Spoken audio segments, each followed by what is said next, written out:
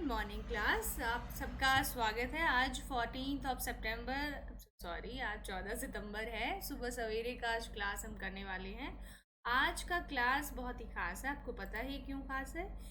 क्योंकि आज हमारा हिंदी दिवस है जी। आज हम हिंदी दिवस के बारे में खूब सारी बातें करेंगे, हिंदी के बारे में बातें करेंगे। और अगर मुझसे कुछ गलती हो जाए तो प्लीज़ आप मुझे माफ़ कीजिएगा। और ये हमारा 90th क्वेश्चन है इस सीरीज़ में। आप सुबह सवेरे की सब सीरीज़ में जितने भी क्वेश्चन मैंने पहले कर चुकी हूँ मेंस आंसर राइटिंग प्रैक्टिस के लिए, तो आप प्लीज़ वो क्वेश्चन जाके देखिए। राइट। सो आज का जो क्वेश्चन है वो होगा आपके लिए हिंदी दिवस के बारे में, और हिंदी का ही मेन इम्पोर्टेंस जानने के लिए कि हिंदी हमारे लिए इम्पोर्टेंट क्यों है। क्योंकि आज 14 सितंबर है, तो हिंदी दिवस की उपयोगिता पर अपना मत व्यक्त कीजिए। अपना आपको जो व्यूज़ हैं अपने वो बताने हैं। तो देखते हैं हमारे क्या व्यूज़ होने चाहिए आपके हिंदी के लिए। 14 सितंबर से 14 सितंबर 1949 को संविधान सभा द्वारा हिंदी को राजभाषा का दर्जा प्रदान किया गया, और इस संविधान के भाग 17 में इससे संबंधित महत्वपूर्ण प्रावधान किए गए। आप सबको पता है हमारा भाग 17 ऑफिशियल लैंग्वेज का हम पार्ट जो पढ़ चुके हैं पॉलिटी में, तब 14 सितंबर को ही हिंदी को राजभाषा का दर्जा दिया गया था। इसीलिए हर साल 14 सितंबर हमारा हिंदी दिवस मनाया जाता है भारत में। इस दिन के इसी ऐतिहासिक महत्व के कारण 1953 से राष्ट्रभाषा प्रचार समिति द्वारा प्रतिवर्ष 14 सितंबर को हिंदी दिवस का आयोजन किया जाता है। सो आपको ये जो हिस्टोरिक मूवमेंट था हमारे लिए कि हिंदी को राजभाषा बनाया गया, ऑफिशियल लैंग्वेज बनाया गया, इसी को हम सेलिब्रेट करने के लिए 1953 से ऑनवर्ड्स हम क्या कर रहे हैं, हम इसको हर साल 14 सितंबर को हिंदी का बर्थडे मनाते हैं। तो हिंदी के प्रोत्साहन की दृष्टि से इस दिवस के आयोजन का महत्वपूर्ण स्थान है। इस अवसर पर हिंदी के प्रोत्साहन हेतु कई पुरस्कार प्रदान किए जाते हैं, जैसे राजभाषा कीर्ति पुरस्कार, राष्ट्रभाषा गौरव पुरस्कार। ये कुछ प्राइजेस हैं जो हम जब गवर्नमेंट ऑफ इंडिया को लगता है कि हिंदी के प्रचार के लिए कोई काम कर रहा है तो उसको सम्मानित किया जाना चाहिए। तो राजभाषा कीर्ति पुरस्कार, राजभाषा गौरव पुरस्कार, ये दो पुरस्कार दिए जाते हैं। कीर्ति पुरस्कार जहाँ ऐसे विभाग को दिया जाता है जिसने वर्ष भर हिंदी में कार्य को बढ़ावा दिया हो। वहीं राजभाषा गौरव पुरस्कार तकनीकी विज्ञान लेखन हेतु दिया जाता है। मतलब जो कीर्ति पुरस्कार, कीर्ति मतलब आई थिंक आपका जो जितना भी पॉपुलरिज्म है उसको कीर्ति अब बोलते हैं। कीर्ति पुरस्कार ऐसे विभाग को दिया जाता है, ऐसे डिपार्टमेंट या किसी ऐसे पर्सनालिटी को दिया जाता है जिसने वर्ष भर हिंदी में बढ़ावा दिया हो, किसी काम में हिंदी को आगे किया हो। और राष्ट्रभाषा गौरव का मतलब है तकनीकी विज्ञान लेखन में जो किसी ने इम्पोर्टेंस दिया हो हिंदी को। इसके अतिरिक्त इस दिवस के अवसर पर देश भर के विद्यालयों, महाविद्यालयों और विश्वविद्यालयों में पुरस्कार वितरण, हिंदी कविता प्रतियोगिता, वाद विवाद प्रतियोगिता, निबंध लेखन आदि का आयोजन किया जाता है। सो ये कुछ ऐसे काम है जो हिंदी को आगे बढ़ाने के लिए हमारे 14 सितंबर को सेलिब्रेशन के तौर पे किए जाते हैं। इस प्रकार के कार्यक्रमों से निश्चित ही हिंदी के प्रयोग को नागरिक व प्रशासनिक स्तर पर बढ़ावा मिलता है, किंतु यह ध्यान देना जरूरी है कि हिंदी दिवस का महत्व औपचारिक सा बन के रह गया। मतलब फॉर्मल सा, काफ़ी फॉर्मेलिटी हो गई है कि बस आप हिंदी का इतना यूज़ दिल से नहीं कर रहे जितना आपको करना चाहिए। बीइंग आप हिंदी स्पोकन जो कंट्री है, आप उस हिसाब से आपको इतना हिंदी यूज़ नहीं कर रही है। साल में केवल एक दिन हिंदी का प्रयोग कर दिखावा कर्तव्यों की इतिश्री कर ली जाती है। और मतलब एक दिन अगर आप हिंदी का यूज़ करके दिखाएंगे तो आप एकदम एक तरफा हो जाते हैं कि भाई आप इतना इम्पोर्टेंस नहीं दे रहे हैं। और सरकारी कार्यालयों में लगभग सारा कार्य अंग्रेजी भाषा के माध्यम से ही होता है। आज भी आपको पता है हिंदी बस नाम की हिंदी रह गई है, बाकी सब काम हमारे इंग्लिश में ही होते हैं। इस आयोजन के आलोचकों के अनुसार 14 सितंबर का आयोजन कर्मकांड बनकर रह गया। मतलब एक फॉर्मल रिचुअल बनकर रह गया है कि बस ये करना है, निपटाना है, कुछ खास इसका ज़रूरी नहीं है। तो ये जो इम्पोर्टेंस है हिंदी का इतना रह गया है, जो इसके इंटेलेक्चुअल है, भाषा विशेषज्ञ, उन्होंने ऐसे बोला है। इस एक आलोचक के अनुसार तो इस आयोजन का महत्व हिंदी को अबला बनाने वाले व आंसू बहाने के दिवस तक सीमित हो गया है। मतलब हिंदी को अबला तक बोल दिया गया है, क्योंकि जो लैंग्वेज का जो सिचुएशन है आज वो बहुत ही डेरोगेटरी, बहुत ही खराब होता जा रहा है। ये आरोप काफ़ी हद तक सही भी है, क्योंकि हिंदी प्रयोग हेतु जारी किए जाने वाले निर्देश भी अंग्रेजी में ही लिखे होते हैं। ये देखिए, ये तो एकदम पराकाष्ठा हो गया कि आप हिंदी दिवस मना रहे हैं, हिंदी का ही आप जो आयोजन है वो कर रहे हैं, बट जो इसमें हिंदी का जो बात है वो भी आप अंग्रेजी में ही बताएंगे कि आपको क्या क्या रूल्स है, रेगुलेशन है, क्या फॉलो करना है। आप खुद हमें ही देख लीजिए, हम भी उसी का हिस्सा है, हमको अलग नहीं है इससे, राइट। तो हम बोलना हमें हिंदी में ही है, बट हम भी इंग्लिश ही बार बार आता है, तो ये एक तरह से रिस्पॉन्सिबल सिटीजन का हम नहीं बताएंगे इसको कि हमारा ड्यूटी है ये। राष्ट्रभाषा व राजभाषा के रूप में हिंदी का विकास केवल एक दिन के हिंदी दिवस आयोजन से नहीं होने वाला, बिल्कुल सही बात है। आप सिर्फ एक दिन के लिए ही अगर ये सोचेंगे कि हम सेलिब्रेट कर लेंगे, हिंदी का थोड़ा सा अपग्रेडेशन हो जाएगा, तो ये गलत है। इस हेतु नागरिक समाज और प्रशासन के स्तर पर भाषाई प्रयोग हेतु आमूल परिवर्तनवादी कदमों की आवश्यकता होती है। मतलब आप जो रेगुलर कर पाए, बहुत बड़े तौर पे कर पाए, ऐसे हमें मुद्दों की ज़रूरत है, ऐसे हमें राजभाषा को प्रयोग करने की ज़रूरत है। तो हिंदी का आगे हम देख लेते हैं, थोड़ा सा हिस्ट्री देखेंगे हिंदी का। ओके, हिंदी अपना नाम फारसी शब्द हिंद से मिला है, क्योंकि आपको पता है हिंद, हिंदुस्तान जहाँ से आया है, हिंदी वहीं से आया है कि हिंद में जो भाषा बोली जाती है उसको हिंदी बोला गया था।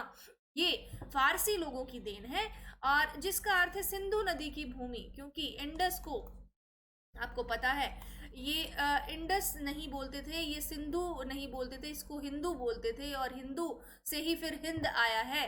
11वीं शताब्दी की शुरुआत में तुर्क आक्रमणकारियों ने इस क्षेत्र की भाषा को हिंदी का नाम दिया। सिंधु नदी की भूमि की भाषा इसको बोला गया है, मतलब जहाँ पे सिंधु नदी का जो आसपास का एरिया है, जो बेसिन एरिया है, वहाँ पे अगर ये जो लैंग्वेज बोली जाती है उसको हिंदी बोला जाएगा। यह भारत की आधिकारिक भाषा है, मतलब ऑफिशियल लैंग्वेज है। अंग्रेजी दूसरी आधिकारिक भाषा है। भारत के बाहर कुछ देशों में भी हिंदी बोली जाती है, जैसे Mauritius, Fiji, Suriname, Guyana, Trinidad और टबैगो, नेपाल में, क्योंकि यहाँ पे मेनली जो पॉपुलेशन है ना वो सब हिंदी लोगों का पॉपुलेशन है, इसलिए यहाँ भी कुछ ऐसे लोग हैं जो हिंदी को बहुत ही अच्छे से यूज़ करते हैं और हिंदी का जो यूजेस है वो आगे बढ़ाते हैं। आपको पता है Hindi one of the most spoken language in the world, दुनिया की सबसे ज़्यादा बोली जाने वाली भाषाओं में से एक है। हिंदी अपने वर्तमान स्वरूप में विभिन्न चरणों में उभरी, जिसके दौरान इसे अन्य नामों से जाना जाता था। पुरानी हिंदी का सबसे पुराना रूप अपभ्रंश था। जैसे 1400 ईस्वी में कालिदास ने अपभ्रंश में एक रोमांटिक नाटक लिखा, जिसे विक्रमोर्वशीयम कहा जाता है। आप सबको पता है, विज्ञान शाकुंतलम के महान जो राइटर है हमारे, संस्कृत के जो महान राइटर जिसको बोला जाएगा उनको बोला जाएगा कालिदास को। तो इन्होंने हिंदी का जो पुराना रूप है अपभ्रंश, ये इसमें यूज करते थे। तो यहाँ से हिंदी फिर बिगड़ते बिगड़ते फिर वो आज जो शुद्ध रूप है हिंदी का वो यहाँ से डेवलप हुआ है। 11वीं शताब्दी में आधुनिक देवनागरी लिपि अस्तित्व में आई। जैसे ही तुर्क आए उसके बाद हिंदी जो देवनागरी लिपि है वो आई हमारे अस्तित्व में, हमारे फॉर्मेशन में, हमारे यूजेस में। और आपको पता है कि संस्कृत का हमने कई दिन पहले भी पढ़ा था कि संस्कृत सिर्फ देवनागरी में ही नहीं डेवलप हुई है, ये और भी जो लिपियां हैं, स्क्रिप्ट्स हैं, जैसे मराठी हो गया, गुजराती हो गया, आपका बंगाली स्क्रिप्ट हो गया, तो ये सारी स्क्रिप्ट है आपकी, इसमें आप हिंदी हमारा यूज होता है, राइट। हिंदी, ठीक है। सो हिंदी दिवस का महत्व क्या है, हिंदी आज मतलब क्यों इम्पोर्टेंट है, इसका थोड़ा सा इम्पोर्टेंस पे भी नजर देख लेते हैं। वर्तमान समय में हिंदी में देश में तकनीकी और आर्थिक समृद्धि के साथ एक विकास के कारण हिंदी ने कहीं ना कहीं अपना महत्व खो दिया है, क्योंकि जितना भी टेक्निकल डेवलपमेंट है, इकोनॉमिकल डेवलपमेंट है, ये सब कहाँ से आ रहा है, ये आपका वेस्ट से आ रहा है, और वेस्ट से आ रहा है तो वहीं का इन्फ्लुएंस होगा, वहीं की लैंग्वेज होगी। यहाँ से अपना इंडिजिनस, हम अपना कुछ खुद से डेवलपमेंट हम नहीं कर रहे हैं, इसीलिए जो डेवलपमेंट है दूसरों का ले रहे हैं, चुरा रहे हैं, तो इसीलिए वहाँ का ही कल्चर हमारे देश में आ रहा है। प्रत्येक क्षेत्र में सफलता पाने के लिए हर कोई अंग्रेजी को बोलना और सीखना चाहता है। इसी प्रकार की मांग भी है, मतलब ये डिमांड भी है, क्योंकि आपका अगर डेवलपमेंट लेना है, ग्लोबलाइज्ड आपको होना है, वैश्वीकरण आपको खुद का करना है, तो आपको इंग्लिश सीखना ही होगा। हालांकि हमें अपनी मातृभाषा को नहीं छोड़ना चाहिए और इसमें भी रुचि लेनी चाहिए, और सफल होने के साथ अन्य आवश्यकताओं की पूर्ति के लिए दोनों का ज्ञान एक साथ होना चाहिए, बिल्कुल, क्योंकि आपकी मातृभाषा है तो इसका ज्ञान भी बहुत ज़रूरी है। बच्चा जब पैदा होता है तो सबसे पहले अपनी मातृभाषा में ही बोलता है, अपनी मातृभाषा में ही पढ़ता है, तो इसका डेवलपमेंट बहुत ही ज़्यादा ज़रूरी है। किसी भी देश की भाषा और संस्कृति किसी भी देश के लोगों में लोगों को लोगों से जोड़े रखने में बहुत महत्वपूर्ण भूमिका अदा करती है। कौन सी? हमारी जो नेटिव लैंग्वेज है, हमारी जो भाषा है। और हमारी भाषा अगर नॉर्थ इंडिया से हैं तो आपका ज़रूर हिंदी होगा। देश में हर साल हिंदी दिवस मनाने की बहुत ज़रूरत है। यह ज़रूरी है कि हम अपनी राष्ट्रभाषा को सम्मान दें और अपनी आने वाली पीढ़ी को भी विदेशी भाषा की ही नहीं, हमारी राष्ट्रभाषा को भी जाने। यहाँ पे ध्यान देने वाली बात है कि हम किसी भी भाषा का क्रिटिसिज्म नहीं कर रहे हैं कि कौन बुरा है कौन अच्छा है। हम अपनी जो भाषा है हम उसको आगे लाने का बात कर रहे हैं कि अगर आप हिंदी हैं तो आपको हिंदी को आगे लाना होगा, हिंदी साहित्य को आगे लाना होगा, हिंदी लिटरेचर, हिंदी में जो जितने भी काम हैं अपने जो आस पड़ोस है उसके साथ अपना मेल जोल वो हिंदी में आगे बढ़ाना होगा। और साथ के साथ इंग्लिश भी सीखना होगा। हम ये नहीं कह रहे हैं नेगेटिव कि आप इंग्लिश बिल्कुल छोड़ दो, क्योंकि ये कहीं ना कहीं आपको नेगेटिविटी की तरफ ले जाएगा और आप किसी भी एक चीज़ के भरोसे आप इस वैश्वीकरण के समय में आप आगे नहीं बढ़ सकते। हिंदी दिवस केवल इसीलिए नहीं मनाया जाता कि हिंदी हमारी राष्ट्रभाषा है, बल्कि इसीलिए भी मनाया जाता है क्योंकि सदियों से हिंदी ही हमारी भाषा रही है और हमें हमारी राष्ट्रभाषा का सम्मान ज़रूरी करना चाहिए और हमें अपनी राष्ट्रभाषा पर गर्व भी होना चाहिए। हमारी राष्ट्रभाषा चाहे तमिल हो चाहे तेलुगु हो, आपकी कोई भी भाषा हो, आपका अपनी भाषा पे गर्व होना चाहिए और जितना हो सके उसको आगे बढ़ाने का प्रयत्न करना चाहिए। दूसरी भाषाओं को क्रिटिसाइज नहीं करना चाहिए क्योंकि वो ज़रूरत है तो आज उसका फ़ायदा भी है, हमारे देश के लोगों को भी है और पूरी दुनिया को उससे फ़ायदा भी है। तो क्रिटिसिज्म किसी भी चीज़ का नहीं होना चाहिए। आप पहले हिंदी अच्छे से नहीं सीखेंगे पर इंग्लिश की अगर बुराई करेंगे तो वो कहीं से भी मान्य नहीं होगा। आपको हिंदी भी अच्छे से सीखना होगा, हिंदी का उपयोग बढ़ाना होगा और जो इंग्लिश लैंग्वेज है उसका भी उपयोग करना होगा। और मेरा खुद मानना है, मुझे खुद बहुत सारी भाषाएं आती है, तो आप जितनी भाषाएं सीखें इस दुनिया में आप उतना ही लोगों से कनेक्ट हो पाते हैं, उतना ज़्यादा आप सोशल बन पाते हैं। तो ये भाषा सीखना सिर्फ एक माध्यम है आप लोगों से आपको कनेक्ट करने का। और अगर वो भाषा आपकी राष्ट्रभाषा है तो क्यों ना आप उससे अपने जो राष्ट्र को गौरव करने का, एक आगे बढ़ाने का एक बहुत अच्छा मौका होता है आपके पास अगर आप अपनी जो राष्ट्रभाषा है वो आप अच्छे से सीखते हैं। हमारी जो भाषा है, हम राष्ट्रभाषा तो नहीं बोलेंगे, नेशनल लैंग्वेज तो कोई नहीं है हमारी, पर अगर ज़्यादातर लोग आपके 60% भी अगर हिंदी बोलते हैं तो हिंदी ऑफकोर्स हमारी मैक्सिमम लोग जो भाषा बोलेंगे हमें वो ज़रूर सीखनी चाहिए, अच्छे से आनी भी चाहिए। वर्तमान समय में भारतीय लोग हिंदी की बजाय इंग्लिश को ज़्यादा महत्व देने लगे क्योंकि अभी कार्यालयीन जगहों पर इंग्लिश का महत्व बढ़ गया है। अब महत्व बढ़ा है तो ज़रूरी है कि हमें इंग्लिश भी आनी चाहिए। ऐसे समय में साल में एक दिन हिंदी दिवस मनाने लोगों में भाषा के प्रति गर्व को जागृत करता है और लोगों को याद दिलाता है कि हिंदी ही हमारी राष्ट्रभाषा है। हिंदी दिवस एक ऐसा अवसर है जहां हम भारतीयों के दिलों में हिंदी भाषा के महत्व को पहुंचा सकते हैं और उन्हें हिंदी भाषा के महत्व को बता सकते हैं। इसीलिए ही हमारा हिंदी दिवस इम्पॉर्टेंट है और हमें मनाना भी चाहिए क्योंकि इसके माध्यम से एटलीस्ट जो हम भूल गए हैं जो हिंदी के इम्पोर्टेंस को, वो दोबारा से याद हम दिला सकते हैं।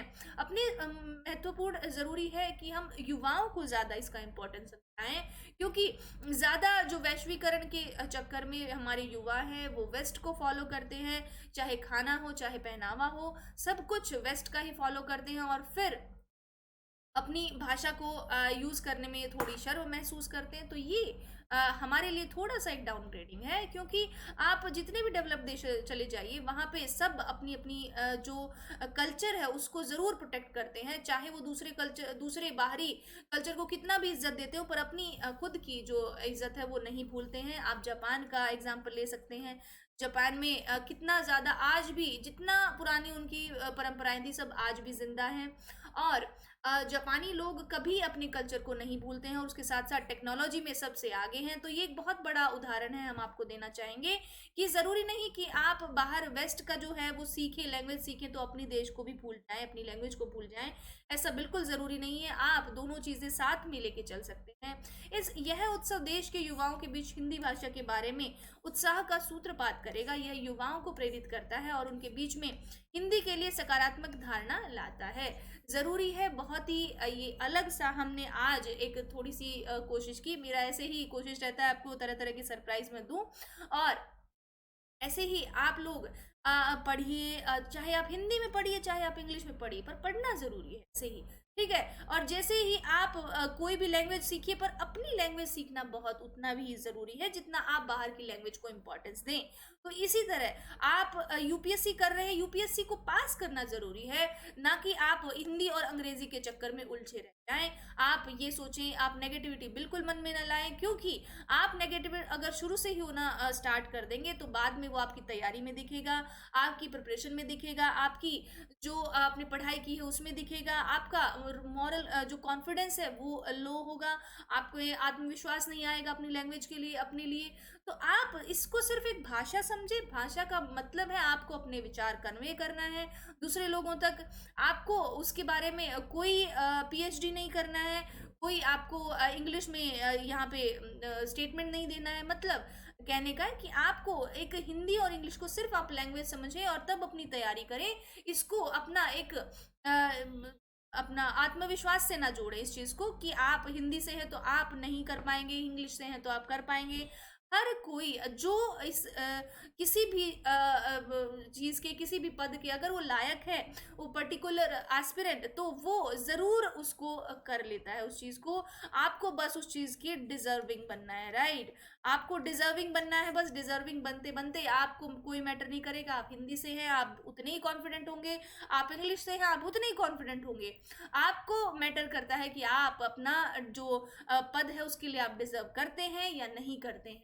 तो आपको बस डिजर्विंग बनना है, पढ़ना है, ज़्यादा से ज़्यादा पढ़ना है, चाहे वो हिंदी हो या इंग्लिश हो, कोई मैटर नहीं करता। हिंदी के स्टूडेंट भी टॉप करते हैं, बजाय वो ये वही स्टूडेंट होते हैं जो हिंदी इंग्लिश के फेर में अपना समय व्यर्थ नहीं करते हैं और सिर्फ अपनी पढ़ाई पे ध्यान देते हैं। तो आपको भी वही बनना है, आपको हिंदी के लिए अपनी जो टाइम है वो ये वेस्ट नहीं करना है कि हमारी हिंदी है, हम इस पे पीछे जा रहे हैं, हमारी हिंदी में सिलेक्शन नहीं हो रहे हैं, इंग्लिश में ज़्यादा हो रहे हैं। इसमें बिल्कुल अपना टाइम वेस्ट ना करें। आप में अगर वो क्वालिटी है तो आप ज़रूर कर जाएंगे एग्ज़ाम को, और मैटर नहीं करता कि आप हिंदी से हैं या इंग्लिश से हैं या किसी और मीडियम से हैं।